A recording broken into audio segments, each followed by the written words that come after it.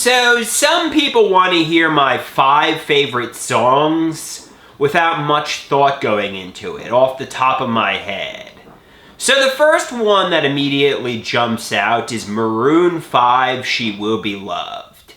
Why do I like that song? Well, the first time I heard it, I was emotionally moved by it. I found it deep. I found it powerful. I think everybody wants to be loved. I guess I identify more with the woman who's getting loved by somebody who's been neglected, abused, rejected, and there's this powerful woman. Loving this. I identify more with the subject of the song, and it's just I guess I want to be loved. She will be loved, and it's like a fairy tale. Somebody's gonna come and love you, and It's gonna be wonderful.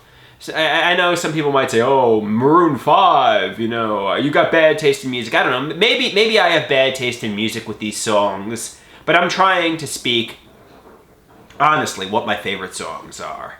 So the next one is Don Henley, "The Boys of Summer." I know you might be saying to yourselves, "Andrew, you didn't have much of a childhood." Andrew, I don't know. I just really find the song chilling. I find it moving. I find it powerful. I find it really nostalgic. And it makes me reminisce and, think back to a childhood I didn't have, romance I didn't have. It's just a real powerful, moving song. I know some people said, nobody really had The Boys of Summer. Nobody had this, theatrical, sensationalistic romance. So don't worry. But yeah, it's a really good song. I really love the song "The Boys of Summer," and that would be probably one of my favorite songs, one of my top 5 favorites, because it's just a powerful song that gives me chills. I might have even cried listening to it. The next one, well, I guess it would have to be something by the Beach Boys. Maybe I just wasn't made for these times. But it could really be anything off the Pet Sounds album, like Caroline No, God Only Knows, and so on. But I'm going to go with I Just Wasn't Made for These Times.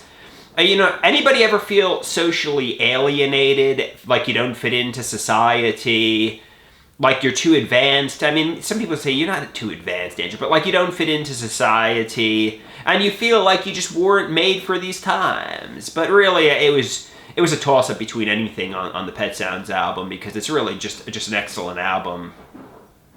And I really listened to it so many times in my college years. I listened to it. I know it's a really significant album, and there's probably people that have listened to it more than me. But I bet you I'm one of the top listeners in the world to the Pet Sounds album. I've listened to it like thousands, maybe, I don't know, tens of thousands. I've listened to the album so many times, you have no idea. The next one, maybe Pink Floyd, "Wish You Were Here." I interpret it as a song being unable to distinguish between fantasy and reality, blurring fantasy and reality, delusions, coming to feelings of conviction about what you suspect is true, and wishing the person who's sick with schizophrenia or whatever is here, is present. But really, I just like the song. I like the song "Wish You Were Here," and I interpret it as a song about schizophrenia and delusions and blurring fantasy and reality and not being able to tell what reality is. It's just that's how I interpret the song. I just think lyrically it's very good. And lastly, I guess I got to do something by Nirvana. The one I'm going to choose is You're Right. And the reason I'm selecting You're Right is because he's basically in pain. He's screaming, let's talk about somebody else, leave me alone, and he's screaming, you're right. Listen to the chorus the second time he sings it. It sounds like he's wailing. It sounds like he's in pain. It sounds like he wants to be left the hell alone. He sounds like he's throwing a tantrum because he's in such pain.